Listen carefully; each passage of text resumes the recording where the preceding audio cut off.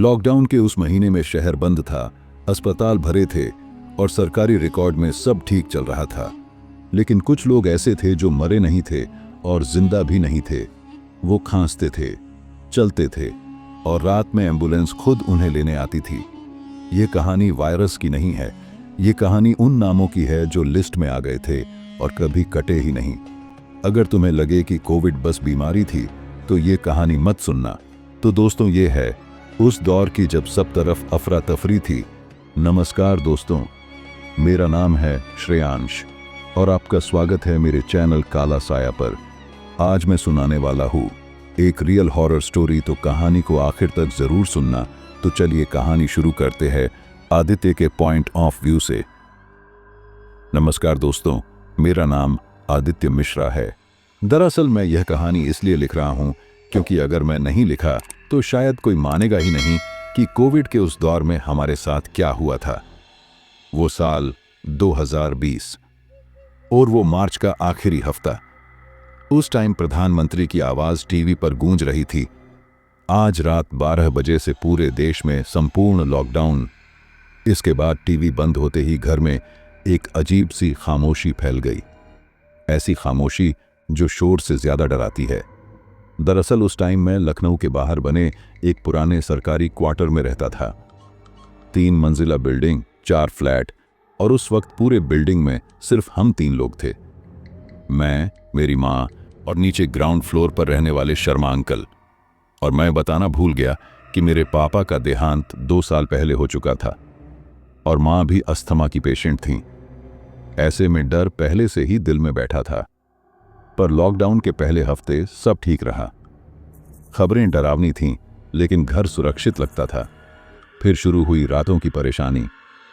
पहली रात करीब 2:30 बजे मुझे नीचे से कुछ खिसकने की आवाज आई, जैसे कोई भारी चीज फर्श पर घसीटी जा रही हो। मैंने सोचा शायद शर्मा अंकल होंगे। उनकी उम्र करीब 65 वर्ष थी, अकेले रहते थे और थोड़ा अजीब भी। मैंने सोचा शायद पानी वाणी के लिए उठे होंगे और फिर मैं सो गया। लेकिन दूसरी रात फिर वही आवाज। इस बार ज्यादा देर तक। मैं उठकर बालकनी में गया। नीचे ग्राउंड फ्लोर पूरी तरह अंधेरे में था, लेकिन एक पल को मुझे लगा कि किसी खिड़की के पीछे कोई खड़ा है। मैंने आंखें मली, लेकिन वहां कुछ नहीं था। ऐसे ही तीसरी रात भी माँ ने मुझे जगाया। आदित्य, नीचे कोई चल रहा है क्या? उनकी आवाज कांप रही थी। मैंने कहा, नहीं माँ, शायद आपको वहम हुआ होगा। लेकिन मुझे खुद वही आवाज सुनाई दे रही थी, धीमी, रगड़ती हुई, लगातार। अगले दिन सुबह होते ही मैंने शर्मा अंकल से पूछा तो उन्होंने साफ मना कर दिया। मैं तो रात भर सोता हूं बेटा, अब इस उम्र में कौन घूमेगा। उनकी आंखों के नीचे काले घेरे थे और आवाज में अजीब सी थकान। ऐसे ही एक हफ्ता गुजर गया, लॉकडाउन का दूसरा हफ्ता। लेकिन अब आवाजें सिर्फ रात में नहीं आती थीं, कभी दोपहर में, कभी शाम को। और सबसे डरावनी बात यह थी कि आवाज कभी ऊपर की ओर आती लगती थी। एक शाम माँ ने कहा, तूने ध्यान दिया शर्मा जी, अब खिड़कियां नहीं खोलते। मैंने गौर किया। सच में नीचे का फ्लैट हमेशा बंद रहता था। एक दिन दूध वाला भी नहीं आया, सब्जी वाला भी नहीं। फोन नेटवर्क ठीक था, लेकिन शर्मा अंकल का फोन बंद आने लगा।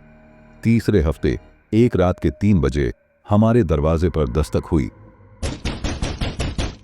धीमी, 3 बार। माँ ने मेरा हाथ कसकर पकड़ लिया। कौन है? मैंने पूछा, पर सामने से कोई जवाब नहीं। फिर दरवाजे के नीचे से एक खांसी की आवाज आई, सूखी, टूटी हुई, जैसे फेफड़े सड़ रहे हों। माँ फूट फूट कर रोने लगी। मैंने झरोखे से देखा, वहां कोई खड़ा नहीं था, लेकिन फर्श पर गीले पैरों के निशान थे जो सीढ़ियों की तरफ जा रहे थे। और उन पैरों के निशानों में कुछ ऐसा था जो मुझे आज तक सोने नहीं देता। वे इंसानी पैरों जैसे नहीं थे। उस रात के बाद नींद नाम की चीज जैसे खत्म हो गई थी। माँ दरवाजे के पास ही बैठी रहीं। मैंने उन्हें बिस्तर तक ले जाने की कोशिश की, लेकिन उनके हाथ ठंडे थे और उंगलियां कांप रही थीं। वो कपड़े हुए बोली, आदित्य, वो खांसी इंसान की नहीं थी। उन्होंने बहुत धीमे कहा, पर मैं कुछ बोल नहीं पाया, क्योंकि मेरे दिमाग में बार बार वही गीले पैरों के निशान घूम रहे थे। अगली सुबह हुई तो सूरज की रोशनी भी डर को पूरी तरह नहीं हटा पाई। उस दिन मैंने तय किया कि आज नीचे वाले फ्लैट में जाकर देखना ही होगा। मैंने मां से जाकर यह बात बोली तो मां ने मना किया। उन्होंने कहा, लॉकडाउन है, बीमारी फैली है, तेरा वहां जाना ठीक नहीं है। लेकिन मेरा मन नहीं माना। करीब रात के 11 बजे मैं नीचे गया। जब मैं नीचे पहुंचा तो देखा पूरी बिल्डिंग में अजीब सी बदबू फैली हुई थी, जैसे सीलन, दवा और किसी सड़े हुए चीज की मिली जुली गंध। जब मैं आगे गया तो देखा शर्मा अंकल के फ्लैट का दरवाजा बाहर से बंद नहीं था, बल्कि सिर्फ हल्का सा अटका हुआ। मैंने दरवाजे के पास खड़े होकर आवाज दी, अंकल, शर्मा अंकल, लेकिन कोई जवाब नहीं मिला। तब मैंने धीरे से दरवाजा खोला। दरवाजा चर्र चर्र करता हुआ खुल गया और तब मैंने जो अंदर देखा वो दृश्य आज भी आंख बंद करते ही दिख जाता है। दरअसल कमरे में सामान कुछ यूं बिखरा पड़ा था जैसे कुछ और ही बात है। सोफा उलटा, मेज खिसकी हुई, पर्दे फटे हुए और फर्श पर खून के सूखे छींटे। ये सब देखकर मेरा गला सूख गया। मैंने थूक अंदर निगला, फिर आगे बढ़ने की हिम्मत की। आगे एक दरवाजा था, बेडरूम का दरवाजा, और वो भी आधा खुला हुआ था, मगर बिस्तर खाली था। लेकिन चादर पूरी तरह गीली थी, पसीने से नहीं बल्कि खून और किसी गाढ़े तरल से। और दीवार पर उंगलियों के निशान थे, जैसे किसी ने दीवार नोची हो। और तभी मुझे एक आवाज सुनाई दी, बाथरूम से, धीमी, घुटी हुई, लगातार सांस लेने की। मैं पीछे हट गया। अंकल? मेरी आवाज खुद मुझे ही अजनबी लगी। मैंने देखा बाथरूम का दरवाजा अंदर से बंद था। तभी अचानक दरवाजे की दूसरी तरफ से नाखून रगड़ने की आवाज आई। मैं वहीं जम गया। तभी फिर एक और आवाज आई, पानी, जैसे कोई पानी मांग रहा हो। लेकिन वो आवाज इंसान जैसी नहीं थी। उसके शब्द टूटे हुए थे, जैसे कोई भाषा भूल चुका हो। मैं जान लगाकर भागा, सीधा ऊपर की तरफ। गनीमत ये थी कि मां दरवाजा पे ही खड़ी थीं। उन्होंने मेरा चेहरा देखते ही समझ लिया कि कुछ बहुत गलत है। उन्होंने पूछा, क्या हुआ? मगर मैं बोल नहीं पाया। सिर्फ इतना कहा, नीचे कोई है, लेकिन वो शर्मा अंकल नहीं है। मैंने उसी रात पुलिस को कॉल किया, लेकिन सामने से उन्होंने कहा, लॉकडाउन है, अगर कोई मेडिकल इमरजेंसी नहीं है तो सुबह देखेंगे। Medical emergency? रात करीब 9 बजे बिल्डिंग की सारी लाइटें अपने आप बंद हो गईं। इन्वर्टर भी नहीं चला। मोबाइल नेटवर्क अचानक गायब। अंधेरे में फिर वही खांसी आवाज आई, लेकिन इस बार नीचे से नहीं बल्कि सीढ़ियों से, धीरे धीरे ऊपर आती हुई, और हर सीढ़ी पर एक भारी सांस। वो आवाज सुनकर मां ने मेरा हाथ कसकर पकड़ लिया, और तभी हमारे दरवाजे के ठीक बाहर किसी चीज ने फर्श पर खुद को घसीटा और बोला, दरवाजा खोल। लेकिन वो आवाज में शर्मा अंकल की आवाज नहीं थी। तभी दरवाजे के बाहर जो आवाज थी वो रुक गई, लेकिन खामोशी और ज्यादा भारी हो गई। तभी मां ने मेरे कान में फुसफुसाया, आदित्य, अगर वो शर्मा जी हैं तो वो ऐसे क्यों बोल रहे हैं? मां के इस सवाल का मेरे पास कोई जवाब नहीं था। मैंने दरवाजे की कुंडी पकड़ ली, हाथ पसीने से फिसल रहे थे। तभी बाहर से फिर आवाज आई, इस बार थोड़ा तेज, खोलो, यहां बहुत ठंड है। लेकिन अजीब बात थी, बाहर मार्च की गर्मी थी, ठंड सिर्फ एक जगह थी, उस आवाज में। मैंने दरवाजे के दरारों से देखने की हिम्मत की, और जो मैंने दिखा वो आज भी मुझे आईने में खुद को देखने से डराता है। सीढ़ियों पर कोई खड़ा था, आधा झुका हुआ। बेशक वो शर्मा अंकल का शरीर था, लेकिन चाल किसी जानवर जैसी। उनकी पीठ असामान्य तरीके से मुड़ी हुई थी, गर्दन एक तरफ लटक रही थी, चेहरा छाया में था, पर मुंह से लटकता हुआ मास्क साफ दिख रहा था। मास्क गीला था, काला पड़ चुका था, और उसकी सांस जैसे कोई टूटी मशीन चल रही हो। मां चीखने ही वाली थीं कि मैंने उनका मुंह ढक लिया। तभी वो चीज सीढ़ी पर बैठ गई। हड्डियों के चटकने की आवाज आई और उसने बोला, अस्पताल बंद कर दिया। मेरे दिमाग में बिजली सी कड़की। कौन सा अस्पताल? मैं खुद नहीं जानता था कि मैंने क्यों पूछा। वो हंसा, लेकिन हंसी नहीं थी। जहां लोग वापस नहीं आते। उसकी आंखें ऊपर उठीं। मैंने चेहरा देख लिया। आंखों की सफेदी पीली हो चुकी थी, पुतलियां लगभग गायब, जैसे आंखें सड़ रही हों। मां बेहोश होने लगी। मैंने उन्हें दीवार से टिकाया। तभी वो चीज सीढ़ियों से रेंगने लगी। चल नहीं रहा था, रेंग रहा था, और हर कदम पर उसके फेफड़ों से गाढ़ी खांसी निकल रही थी। मैंने पीछे हटते हुए दरवाजा बंद कर लिया, अंदर से कुंडी लगा दी। बाहर जोर से कुछ टकराया, दरवाजा हिलने लगा। मैं अकेला था। वो बुदबुदाया, वार्ड में सब मर गए। तभी मुझे अचानक याद आया, शर्मा अंकल 3 हफ्ते पहले सरकारी कोविड अस्पताल में भर्ती हुए थे। खबर आई थी कि हालत गंभीर है। फिर अचानक कोई सूचना नहीं, न डिस्चार्ज पेपर, न मृत्यु प्रमाण पत्र। तभी बाहर से वो आवाज बदली। अब वो शर्मा अंकल की नहीं लग रही थी। उसने कहा, जो अंदर मरता है वो बाहर भी पूरा नहीं आता। दरवाजे के नीचे से काला पानी जैसा कुछ अंदर बहने लगा। उसे बदबू आ रही थी, सड़ी सांसों की बदबू। मां होश में आई और बोली, हनुमान चालीसा। हम दोनों कांपती आवाज में पढ़ने लगे। तभी बाहर अचानक सब शांत हो गया। कोई आवाज नहीं, कोई खांसी नहीं। करीब आधे घंटे बाद मैंने दरवाजा खोला।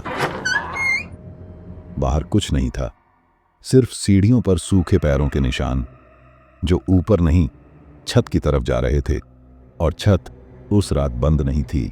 छत की तरफ जाते पैरों के निशान मेरे दिमाग में कील की तरह ढस गए थे। मैं जानता था कि वहां जाना गलती है, लेकिन यह भी पता था कि अगर नहीं गया तो वो चीज दोबारा आएगी। खैर, उस रात तो हमने जैसे तैसे गुजर दी। मैंने फैसला किया था कि सुबह छत पर जाऊंगा, लेकिन सुबह होते ही मां ने साफ मना कर दिया। छत पर मत जा, जो ऊपर है वो नीचे भी आ सकता है। उस दिन मैंने पहली बार मां की आंखों में कोविड से ज्यादा किसी और चीज का डर देखा। उसी दिन दोपहर करीब 12 बजे, जब बिल्डिंग पूरी तरह खामोश थी, मैं छत की तरफ बढ़ा। सीढ़ियों पर वही बदबू, दवा, खून और सड़े मांस की। छत का दरवाजा अंदर से बंद होना चाहिए था, लेकिन वो आधा खुला था। मैंने धीरे से धक्का दिया। छत पर पहुंचते ही मुझे लगा जैसे मैं किसी अस्पताल में आ गया हूं। वहां सफेद चादरें बिछी थीं, पुरानी, गंदी, लेकिन साफ तरीके से फैली हुई। एक कोने में ऑक्सीजन सिलेंडर रखे थे और दूसरे कोने में खाली इंजेक्शन थे और पीपी किट के टुकड़े और खून से सना हुआ मास्क। ये सब यहां कैसे आया? छत के बीचों बीच चारपाई रखी थी, उस पर कोई लेटा हुआ था। मैंने आवाज दी, पर कोई हरकत नहीं हुई। मैं धीरे धीरे पास गया। वो शर्मा अंकल नहीं थे, या शायद थे, लेकिन अब इंसान नहीं। उनका शरीर सिकुड़ चुका था, छाती अंदर धंसी हुई, पेट असामान्य तरीके से फूला हुआ, मुंह खुला था जैसे आखिरी सांस अब भी अटकी हो। तभी पीछे से आवाज आई, उसे मत छूना। मैं पलटा, सामने एक आदमी खड़ा था, सफेद कोट, चेहरा थका हुआ, आंखें लाल। मैंने उनसे पूछा, आप कौन हैं? उसने कहा, मैं डॉक्टर हूं, या था। उसने छत की तरफ देखा। लॉकडाउन में यही हमारी आईसीयू थी। मेरे पैरों तले जमीन खिसक गई। उसने बताया कि जब अस्पताल भर गए तो कुछ मरीजों को क्वार्टरों की छतों पर रखा गया, बिना कागज, बिना रिकॉर्ड। जो मर गए उन्हें नीचे नहीं ले जाया गया। मैंने पूछा, और जो नहीं मरे?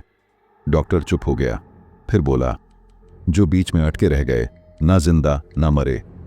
तभी वो चारपाई पर पड़ा शरीर अचानक हिल गया, छाती से गाढ़ी खांसी निकली। डॉक्टर पीछे हट गया। अब देर हो चुकी है, उसने कहा। संक्रमण सिर्फ शरीर का नहीं था। चारपाई से वो चीज उठने लगी और तभी मुझे समझ आया, शर्मा अंकल अस्पताल से लौटे नहीं थे, अस्पताल उनके साथ यहां आ गया था। और तभी वो चारपाई पर पड़ा शरीर पूरी तरह उठ बैठा। उसकी गर्दन एक अजीब कोण पर मुड़ी हुई थी, जैसे रीढ़ ने साथ छोड़ दिया हो। छाती से फिर खांसी निकली, इस बार सूखी नहीं, गीली, भारी। तभी डॉक्टर ने मेरा हाथ पकड़कर पीछे खींचा। भागो, उसने कहा। उसकी आवाज में डर नहीं था, थकान थी, जैसे वह यह सब पहले भी देख चुका हो। ये लोग मरते नहीं हैं, उसने सीढ़ियों की तरफ भागते हुए कहा। ये सिर्फ रुक जाते हैं। हम सीढ़ियों से नीचे उतरे। हर कदम पर मुझे लग रहा था कि पीछे से कोई सांस मेरी गर्दन पर महसूस कर रहा है। नीचे पहुंचते ही मैंने देखा, ग्राउंड फ्लोर का दरवाजा खुला हुआ था। अंदर अंधेरा था, लेकिन अंदर से वही खांसी आ रही थी। एक नहीं, कई। मैं डॉक्टर की तरफ देखा। उसका चेहरा पीला पड़ चुका था। कितने? मैंने पूछा। वह बोला, जितनों को हमने जगह न होने पर बाहर रखा। क्वार्टर, धर्मशाला, स्कूल, जहां भी छुपा सकते थे। तभी ग्राउंड फ्लोर के अंधेरे से एक परछाई बाहर निकली, फिर दूसरी, फिर तीसरी। सबकी चाल एक जैसी, झुकी हुई, रुक रुक कर सांस लेती हुई। उनके चेहरे आधे ढके हुए थे मास्क से, लेकिन आंखें साफ दिख रही थीं। खाली, बीमार नहीं, खाली। डॉक्टर फुसफुसाया, जब सांस मशीन से छीनी जाती है तो जो बचता है वो इंसान नहीं रहता। तभी ऊपर से आवाज आई, छत से। कोई दौड़ रहा था, फिर कुछ गिरा, भारी। मैंने पलटकर देखा, वही चीज जो चारपाई पर थी अब सीढ़ियों से नीचे आ रही थी। मां ऊपर अकेली थी। मैं भागा। तभी डॉक्टर पीछे चिल्लाया, अगर ऊपर गया तो बाहर नहीं आ पाएगा। लेकिन मैं रुक नहीं सका। सीढ़ियों पर मुझे दीवारों पर हाथों के निशान दिखे, खून, दवा और किसी काले द्रव से बने। ऊपर पहुंचते मैंने देखा, मां दरवाजे के पास खड़ी थीं। उनकी आंखें छत की तरफ थीं। आदित्य, उन्होंने कहा, वो लोग नीचे नहीं हैं। मैं समझ गया, वो हर जगह थे। और तभी बिल्डिंग के बाहर से एम्बुलेंस का सायरन सुनाई दिया। लेकिन वो मदद के लिए नहीं था, वो लेने आया था। एम्बुलेंस का सायरन पास आता जा रहा था, लेकिन उसकी आवाज में वो जल्दी नहीं थी जो किसी मरीज को बचाने के लिए होती है। वो रुक रुक कर बज रहा था, जैसे रास्ता ढूंढ रहा हो या फिर वो कुछ और करने वाला हो। मैंने बालकनी से झांक कर नीचे देखा। एम्बुलेंस बिना लाइट जलाए खड़ी थी। सिर्फ लाल सायरन घूम रहा था, धीमे मगर बेरहम तरीके से। तभी मेरी नजर ड्राइवर सीट पर पड़ी, पर ड्राइवर सीट पर कोई नहीं था। लेकिन तभी पीछे का दरवाजा अपने आप खुला और डॉक्टर की आवाज मेरे कान में गूंजने लगी। वो कह रहा था, जो वापस आते हैं उन्हें लेने कोई इंसान नहीं आता। तभी नीचे से वहीं झुकी हुई परछाइयां एम्बुलेंस की तरफ बढ़ने लगीं। उनमें कोई भाग नहीं रहा था और न कोई चीख नहीं रहा था। सब चुपचाप उस एम्बुलेंस की तरफ जा रहे थे, जैसे आदेश मिला हो। ये सब देखकर मां ने मेरा हाथ पकड़ लिया। उन्होंने कहा, ये लोग कहाँ जा रहे हैं? पर मैंने जवाब नहीं दिया, क्योंकि मुझे पता था एम्बुलेंस के अंदर क्या है। तभी छत से वो चीज सीढ़ियों पर आ गई। अब वो शर्मा अंकल बिल्कुल नहीं लग रहे थे। उनका मुंह खुला था, जबड़ा ढीला, दांत काले और आंखों में एक अजीब पहचान थी। वो मुझे देखते ही उसने सिर झुकाया, जैसे पहचान गया हो। बेटा, उसने कहा। आवाज फट चुकी थी। तभी मां चीख पड़ी, मत सुनना। डॉक्टर की आवाज फिर आई। वो सीढ़ियों के नीचे खड़ा था। ये यादों से बात करते हैं। शर्मा अंकल या जो भी वो थे, एक कदम आगे बढ़े। मां अकेली है। मेरा सिर घूमने लगा। ये शब्द मेरे अपने डर थे। डॉक्टर चिल्लाया, अगर ये अंदर आए तो तुम्हें भी ले जाएंगे। नीचे एम्बुलेंस के अंदर से धातु के दरवाजे बंद होने की आवाज आई और सायरन अचानक बंद हो गया। और उसी पल बिल्डिंग के अंदर एक गहरी खामोशी छा गई। शर्मा अंकल वहीं रुक गए। उन्होंने आखिरी बार मुझे देखा और सीढ़ियों से नीचे मुड़ गए, धीरे, काफी धीरे, जैसे उनका समय खत्म हो गया हो। एम्बुलेंस अपने आप चल पड़ी, बिना हॉर्न, बिना लाइट, बस चली गई। डॉक्टर सीढ़ियों पर बैठ गया। उसने सिर पकड़ लिया। हमने लिस्ट बनाई थी, वो बोला, जो मर गए और जो बीच में अटक गए। मैंने पूछा, किसकी लिस्ट? वो मेरी तरफ देखकर बोला, सरकार की नहीं। उस रात मैंने पहली बार समझा, कोविड सिर्फ बीमारी नहीं था, वो एक छंटनी थी। वही। डॉक्टर सीढ़ियों पर बैठा रहा काफी देर तक। उसकी उंगलियां कांप रही थीं, जैसे किसी ने उनमें जान छोड़ दी हो। मैं और माँ दरवाजे के पास खड़े थे। न बोलने की हिम्मत थी, न अंदर जाने की। आखिर मैंने पूछा, आप सच में डॉक्टर हैं? उसने सिर उठाया। आंखें लाल थीं, लेकिन उनमें पागलपन नहीं था, अपराध था। वो बोला, MBBS, सरकारी अस्पताल, कोविड से पहले। और तभी फिर हंसा, हल्का सा मगर कड़वा। कोविड के बाद हम डॉक्टर नहीं रहे, हम छांटने वाले बन गए। इतना कहकर उसने जेब से एक मुड़ा तोड़ा कागज निकाला। वो कागज कोई पुरानी फाइल का पन्ना लग रहा था। उस पर नाम लिखे थे, बहुत सारे। कुछ नाम के आगे टिक लगा था, गाढ़े लाल रंग से, और कुछ नाम के आगे उसी लाल रंग से गोला बना हुआ था। मैंने देखा, मेरा गला सूख चुका था। शर्मा रमेश नाम के आगे लाल गोला था। लाल का मतलब? मैंने पूछा। डॉक्टर बोला, ऑक्सीजन नहीं मिलेगी। माँ का हाथ मेरे कंधे पर कस गया। और टिक? माँ ने पूछा। टिक का मतलब, अगर बच गए तो भी बाहर नहीं जाएंगे। मैंने धीरे से पूछा, क्यों? डॉक्टर ने आंखें बंद कर लीं, फिर बोला, क्योंकि आंकड़े खराब दिखते थे। मरे हुए गिने जाते हैं, अटके हुए नहीं। मुझे उल्टी सी आने लगी। डॉक्टर ने आगे कहा, जब सांस मशीन हटाई जाती है और शरीर मरता नहीं, तो कुछ बच जाता है। वही चलता है, वही खांसता है, वही लौट आता है। मां ने कांपती आवाज में पूछा, हमारा नाम? डॉक्टर ने कागज पलटा। उस पल मेरे दिल ने धड़कना बंद कर दिया। कागज पर सबसे नीचे 2 नए नाम लिखे थे, आदित्य मिश्रा, सविता मिश्रा। ये देखकर मां गिरते गिरते बची। ये कब लिखा? मैं चीख पड़ा। डॉक्टर ने कहा, आज सुबह। मैंने पूछा, क्यों? उसने मेरी तरफ सीधे देखा और फिर बोला, क्योंकि तुमने उन्हें देखा, और जो देख लेता है वो बाहर नहीं रहता। नीचे से फिर खांसी की आवाज आई। एक नहीं, 2 नहीं, कई। डॉक्टर खड़ा हुआ। आज रात दूसरी एम्बुलेंस आएगी, उसने कहा, और इस बार खाली नहीं जाएगी। मां ने मेरा हाथ पकड़ लिया। आदित्य। उनकी आवाज टूट गई। मैंने पहली बार सोचा, शायद बाहर का वायरस इतना खतरनाक नहीं था, पर असली संक्रमण तो अंदर फैल चुका था, और हमारा नाम अब उसमें शामिल था। तभी डॉक्टर ने घड़ी देखी। रात के 11:40 हो रहे थे।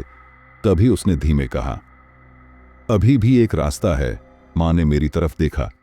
उनकी आंखों में सवाल नहीं था, बस उम्मीद थी। मैंने पूछा, कैसा रास्ता? तब डॉक्टर सीढ़ियों की तरफ इशारा करके बोला, बिल्डिंग के पीछे एक पुराना सर्विस गेट है, लॉकडाउन से पहले बंद था, आज खुला मिलेगा। मैंने पूछा, क्यों?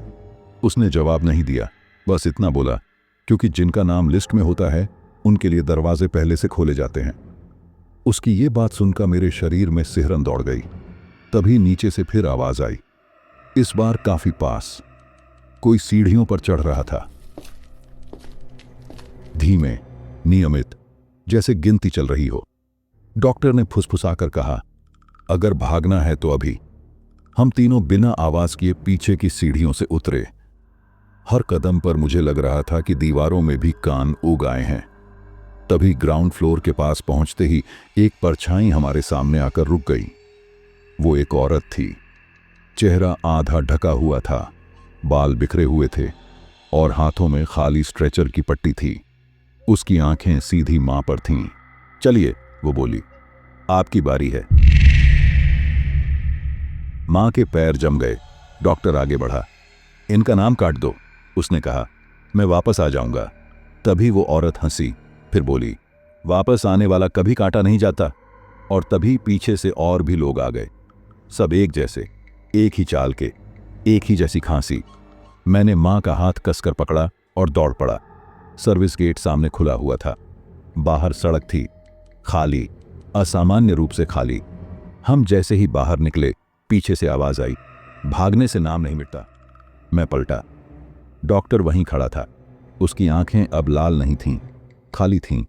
उसके हाथ में वही लिस्ट थी, और उस पर हमारे नाम के आगे अब लाल गोला नहीं था, काला निशान था। काला मतलब? मैं चिल्लाया। डॉक्टर बोला, अब तुम्हें लाने की जरूरत नहीं। मेरे पैरों तले जमीन खिसक गई, क्योंकि उसने कहा, संक्रमण बाहर निकल चुका है। पीछे बिल्डिंग के अंदर खांसी की आवाज़ शहर की तरफ बढ़ रही थी और पहली बार मुझे एहसास हुआ हम बचे नहीं थे, हम छोड़े गए थे। वही हम सड़क पर खड़े थे, चारों तरफ सन्नाटा था, लेकिन वो सन्नाटा खाली नहीं था। हवा में एक जानी पहचानी गंध थी, दवा, पसीना और सड़न की। माँ ने धीरे से कहा, आदित्य, शहर ऐसा नहीं था। मैं जानता था, लखनऊ की सड़कें कभी इतनी चुप नहीं होती थीं। यहाँ तो लॉकडाउन में भी कुत्ते भौंकते थे, पंखे चलते थे, कुछ तो आवाज़ होती थी, पर आज यहाँ कुछ नहीं था। हम आगे बढ़े। पहली गली के मोड़ पर एक किराने की दुकान खुली थी। शटर आधा उठा हुआ था। अंदर एक आदमी बैठा था, कुर्सी पर नहीं, फर्श पर, पीठ दीवार से टिकी हुई। उसका मुंह खुला था और छाती रुक रुक कर हिल रही थी। मैंने आवाज़ दी, भैया। उसने सिर उठाया। वही आंखें, खाली, वही खांसी। वो उठा नहीं, बस बोला, लाइन में लगो। माँ पीछे हट गई। हम आगे बढ़े तो एक अस्पताल दिखा, सरकारी कोविड सेंटर। गेट पर बोर्ड लगा था। उस बोर्ड पर लिखा था, स्थिति नियंत्रण में है, लेकिन अंदर एम्बुलेंस की लंबी लाइन थी। सायरन नहीं बज रहे थे, बस दरवाजे खुलते थे, बंद होते थे, और लोग उतरते नहीं थे, चढ़ते थे। मुझे याद आया डॉक्टर की बात, मरे हुए गिने जाते हैं, अटके हुए नहीं। हम एक पार्क के पास पहुंचे। वहां पोस्टर लगे थे, घर में रहें, सुरक्षित रहें। पोस्टर के नीचे लोग बैठे थे, कुछ लेटे, कुछ दीवार से सटे। सब खांस रहे थे, धीरे, लगातार। कोई मदद नहीं मांग रहा था, जैसे सब जान चुके हों कि मदद किसके लिए होती है। माँ ने मेरा हाथ कसकर पकड़ा और लगभग रोते हुए बोली, हम क्या करें? मैंने कुछ नहीं कहा, क्योंकि तभी मेरे फोन में नेटवर्क आया। एक मैसेज, सरकारी सूचना, शहर में स्थिति सामान्य है, अफवाहों पर ध्यान न दें। मैं हंस पड़ा, हंसी निकल गई, रुक ही नहीं रही थी। माँ डर गईं। उन्होंने कहा, पागल मत हो जा। मैंने फोन बंद कर दिया और उसी पल मुझे समझ आया कि मैं यह सब क्यों सुना रहा हूं। क्योंकि जो खांस रहा है वो सिर्फ शहर नहीं है, वो सच है। और सच अगर रिकॉर्ड में ना आए तो उसे भी अटका हुआ मान लिया जाता है। मैं आज भी जब कहीं खांसी सुनता हूं तो मैं देखता हूं वो इंसान खड़ा है या बस रुका हुआ है, क्योंकि जो एक बार लिस्ट में आ गया वो कभी पूरी तरह बाहर नहीं जाता। तो दोस्तों, यह थी हमारी आज कहानी आपको कैसी लगी कमेंट बॉक्स में ज़रूर बताएं। साथ ही अपना नाम और पता भी कमेंट कर दें, जिससे हमें पता चले कि आप कहां से कहानी सुनते हैं और मैं आपका नाम अगली वीडियो में ले सकूं। इसके साथ ही अगर अपने चैनल को सब्सक्राइब नहीं किया तो अभी सब्सक्राइब कर लें। साथ ही बेल आइकन को भी ऑन एल पर सेलेक्ट कर दें, जिससे हमारी आगे आने वाली वीडियो आप तक आसानी से पहुंच जाए। मेरे चैनल पर और भी दिलचस्प कहानियां हैं, उन्हें भी जाकर ज़रूर सुनें। मुझे यहाँ तक सुनने के लिए आपका धन्यवाद। मिलते ऐसे ही किसी दूसरी कहानी पर।